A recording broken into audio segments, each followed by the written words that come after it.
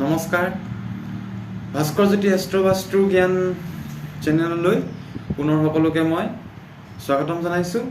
আজি মই আপোনালোকৰ ওচৰলৈ পুনৰ এটা নতুন কণ্টেণ্ট লৈ আহিছোঁ। ইতিমধ্যে মই এই কণ্টেণ্টটোৰ 3টা এপিছড আগতে বনাই গৈছোঁ আৰু আজি মই শেষৰ এপিছড এইটো বৃহস্পতি গ্ৰহৰ ৰাশি পৰিৱৰ্তন হোৱাক লৈ মই বাকী থাকি যোৱা ৰাশিকেইটাৰ বিষয়ে আপোনালোকৰ আগত আজি জনাম বুলি এই ভিডিঅ'টো লৈ আহিছোঁ। 1 মে 2024 বৃহস্পতি গ্ৰহ বৃষ ৰাশিত সোমাইছিল আৰু 14 মে 2025 থাকিব। ইয়াৰে ভিতৰত 6 মে 2024 পৰা 2 জুন 2024 বৃহস্পতি গ্ৰহ অস্ত হৈ আছে। তাৰমানে বৰ্তমান অস্ত হৈ আছে, জুন মাহৰ 2 তাৰিখৰ পিছত উদয় হ'ব। আৰু 9 অক্টোবৰ 2024 পৰা 4 ফেব্ৰুৱাৰী 2025 অস্ত থাকিব। আজি মই আপোনালোকৰ ওচৰলৈ বাকী থাকি যোৱা 3টা ৰাশিৰ ভিতৰত প্ৰথম ৰাশি মকৰ ৰাশিটোৰ বিষয়ে ক'ব বিচাৰিছোঁ। মকৰ ৰাশি বৃহস্পতি গ্ৰহ 5ম স্থানত বৃষ ৰাশিত অৱস্থান কৰিছে। এই গ্ৰহ 5ম স্থানত অৱস্থান কৰাৰ লগে লগে বৃহস্পতি গ্ৰহৰ সেই স্থানটো কাৰক স্থান হয়। 5ম স্থানটো মকৰ ৰাশিৰ পৰা আৰু অতি বিশিষ্ট কাৰক স্থানো হয়। জ্ঞান বৃদ্ধি হ'ব, বুদ্ধিৰ উন্নতি হ'ব, বিদ্যাৰ ক্ষেত্ৰত বিৰাট সুন্দৰ ফল লাভ কৰিব আপোনালোকে। কাৰোবাৰ যদি লটাৰী যোগ মকৰ ৰাশিৰ জাতক জাতিকাসকলৰ আহিব পাৰে। আৰু এটা কথা হৈছে, ইয়াত ধন বৃদ্ধি হ'ব, ধন টকা পইচা উপাৰ্জন ক্ষেত্ৰত খুব ভাল বৃহস্পতি গ্ৰহৰ 5ম স্থানত।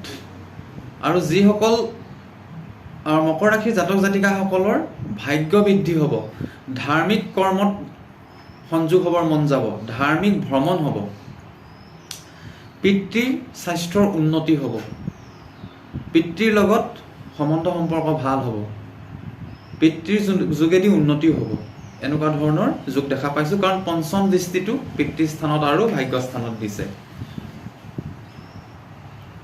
7ম দৃষ্টিটো লাভ স্থানত দিছে। লাভ স্থানত দিয়াৰ লগে লগে লাভ হ'ব, আয় বৃদ্ধি পাব, ঘৰখনত মাংগলিক কৰ্ম হ'ব, বায়েক আৰু ককায়েকৰ বিবাহৰ যোগ হ'ব, খুৰাকৰ স্বাস্থ্য ভাল হ'ব, খুৰাকৰ সম্বন্ধ সম্পৰ্ক ভাল হ'ব, ব্যৱসায় বাণিজ্য ভাল হ'ব।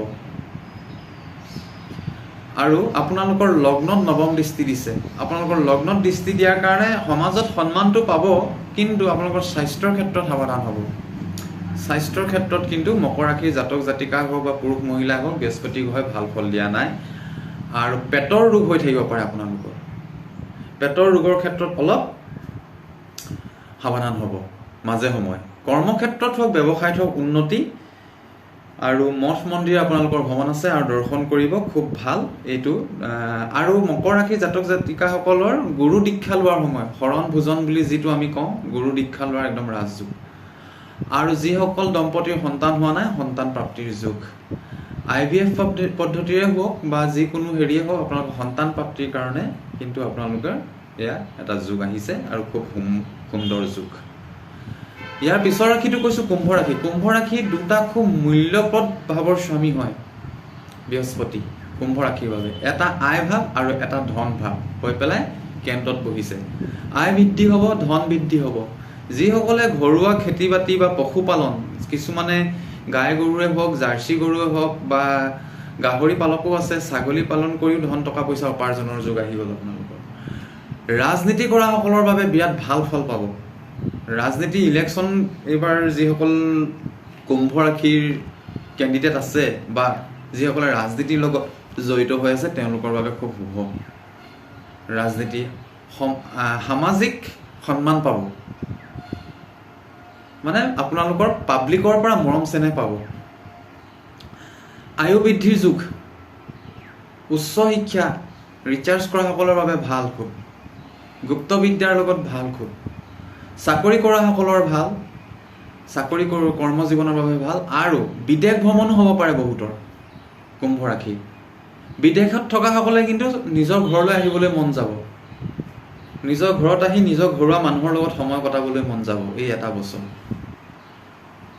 আৰু আপোনালোকৰ বিবাহ বা সন্তান প্ৰাপ্তি এতিয়া ৰাজযোগটো নাই আৰু আপোনালোকৰ ধৰ্মৰ প্ৰতি আগ্ৰহ বাঢ়িব কাৰোবাৰ ঘৰ বনোৱাৰ বাবে মন আগ্ৰহ বাঢ়িব কাৰোবাৰ যান বাহন ল'বৰ বাবে আগ্ৰহ বাঢ়িব এই বছৰটোত আৰু আকস্মিক ধন পাব আৰু আপোনালোকৰ যদি কাৰোবাৰ ৰোগ হৈ আছে আপোনালোকে যদি মেডিকেল ট্ৰিটমেণ্ট কৰি আছে ৰোগ মুক্তি হ'ব মানে আয়ু বৃদ্ধি হ'ব আৰু ৰোগৰ পৰা উপশম পাব আৰু আপোনালোকৰ সেয়ে কৈছোঁ সমাজত সন্মান পোৱা বিবাহ বা সন্তান প্ৰাপ্তিৰ ৰাজযোগটো নাই ধন উপাৰ্জনটো হ'ব আৰু ৰাজনীতি কৰাসকলৰ ভাল আৰু খুব ভাল বুলিয়ে ক'ম মই ইমান বেয়া নহয় খালি এই মই যে কৈছোঁ কুম্ভ ৰাশিটো ইয়াৰ এটা শনিৰ প্ৰভাৱ আছে এই শনিৰ প্ৰভাৱ আগৰ ভিডিঅ'টো চালে আপোনালোকে গম পাব এই শনিৰ প্ৰভাৱটো বৃহস্পতি এই স্থানটো পৰিৱৰ্তন হোৱাৰ অকণমান ৰোগ যদি হৈ আছে তেতিয়াহ'লে উপশম পাব মেডিকেল ট্ৰিটমেণ্ট কৰিলে ইয়াৰ আগৰ কৈ যোৱা কুম্ভ ৰাশি মকৰ ৰাশিৰ ওপৰতো শনিৰ প্ৰভাৱ আছে অলপ বৃহস্পতিয়ে সহায় কৰিব কুম্ভ ৰাশিৰ ক্ষেত্ৰতো মই ভাল পাইছোঁ আমাৰ যিবোৰ লোকেল গাই গৰু এই গাই গৰুবোৰক যি অলপ লালন পালন কৰিব লাগে মৰম দিব লাগে সেৱা শুশ্ৰূষা কৰিব লাগে আৰু গাই গৰুৰ এটা বিশেষ স্থান আছে সেই স্থানটো হৈছে কান্ধটো হাতেৰে যদি আপুনি খুব তেওঁলোকক এনেকৈ মোহাৰি মেলি মৰম কৰে বৃহস্পতি গুৰু আশীৰ্বাদ পোৱা যায় খুব মংগলময় হয় আৰু বহুত তেনেকুৱা নীতি নিয়ম আছে আজি মই নকওঁ এইবোৰ কথা ক'লে মানে বহুত দীঘলীয়া হৈ যাব ইয়াৰ পিছত মই মীন ৰাশিৰ কথা কৈছোঁ মীন ৰাশি এনেই আপোনালোকৰ জানেই অলপ সময় ভাল নহয় 4.5 পিৰিয়ড চলি আছে ৰাহুৰ প্ৰভাৱ আছে বৃহস্পতি বৰ্তমান অস্ত হৈ আছে তথাপিও বৃহস্পতি হয় এই শনি আৰু ৰাহুৰ প্ৰভাৱটো অলপ কমাবলৈ চেষ্টা কৰিব আৰু বিবাহৰ যুগ আনি দিলে আপোনালোকৰ ৰাজযোগ আনি দিলে ব্যৱসায়ৰ ভাল যুগ আনি দিলে যদি যুগ্ম ব্যৱসায়ত কিবা খেলি মেলি হৈছিলে বৃহস্পতি গ্ৰহে অকণমান ৰক্ষা কৰিব আৰু অকলশৰীয়াকৈ কৰিছে যদি বহুত ভাল হ'ব ভাগ্য বৃদ্ধি কাৰক পিতৃৰ স্বাস্থ্যৰ ভাল হ'ব পিতৃৰ লগত সম্বন্ধ সম্পৰ্ক ভাল হ'ব ধাৰ্মিক ভ্ৰমণ কৰিবলৈ মন যাব ভ্ৰমণ হ'ব যিকোনো ধৰণৰ আয় বাঢ়িব ককাইক বায়েকৰ লগত সম্পৰ্ক সম্বন্ধ ভাল হোৱাৰ সম্ভাৱনা আছে ককাইক বায়েকৰ যিসকলৰ বিবাহ হোৱা নাই মীন ৰাশিৰ জাতক বিবাহৰ যুগ আহি গ'ল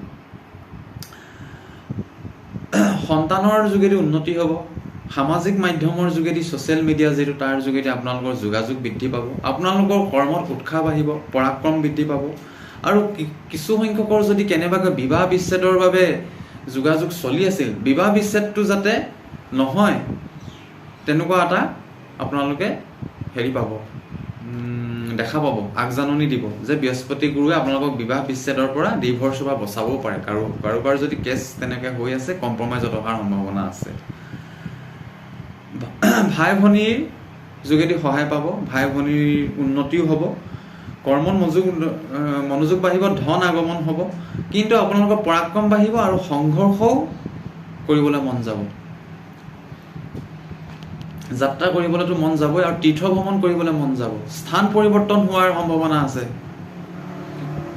কিছুসকলৰ চাকৰিৰ যোগেদি বোলে স্থান পৰিৱৰ্তন হোৱাৰ সম্ভাৱনা আছে আৰু বেপাৰ বাণিজ্যৰ ক্ষেত্ৰত যদি পাৰ্টনাৰশ্বিপত আছিলে মই ভাল হ'ব বুলি কৈছোঁ আৰু অকলশৰীয়াকৈ কৰাসকলৰ ভাল হ'ব বিবাহৰ যুগ আহি গ'ল বিবাহ আপোনালোকে কৰাব পাৰে জুলাই মাহৰ পৰা বিবাহৰ যুগ আহি গ'ল একদম অহা বছৰ মে'লৈকে বিবাহৰ স্থানত আছে ভাগ্য তীৰ্থ ভ্ৰমণ ধৰ্ম আয় বৃদ্ধি ককায়েক ভনীয়েক বায়েক খুৰাক এইবোৰৰ লগত সম্বন্ধ সম্পৰ্ক ভাল হ'ব মীন তথাপি শনিৰ প্ৰভাৱ আছে অলপ সাৱধানেৰে আগবাঢ়িব আৰু আপোনালোকক বৃহস্পতি গুৰুৱে সহায় কৰিব আজি মই সম্পূৰ্ণ 4টা এপিছডত 12টা ৰাশি সম্পূৰ্ণ কৰিলোঁ বৃহস্পতিৰ ৰাশি পৰিৱৰ্তন পুনৰ আপোনালোকৰ ওচৰলৈ মই নতুন ভিডিঅ' লৈ আহিম আপোনালোকে মোৰ চেনেলটো শ্বেয়াৰ কৰি দিব ছাবস্ক্ৰাইব কৰাই দিব বন্ধু বান্ধৱী আৰু পৰিয়ালৰ আৰু শুভাকাংক্ষীৰ মাজত জন্মকুলন্তি অধ্যয়ন কৰাবলৈ হ'লে মোক আপোনালোকে যোগাযোগ কৰিব মোৰ হোৱাটছএপ নম্বৰ দিয়া আছে ফোনত যোগাযোগ কৰিলেও আপোনালোকে হ'ব সুন্দৰভাৱে চাই দিম অধ্যয়ন কৰাৰ পিছতহে কি দশা কি গোচৰত কি গ্ৰহৰ প্ৰভাৱ আছে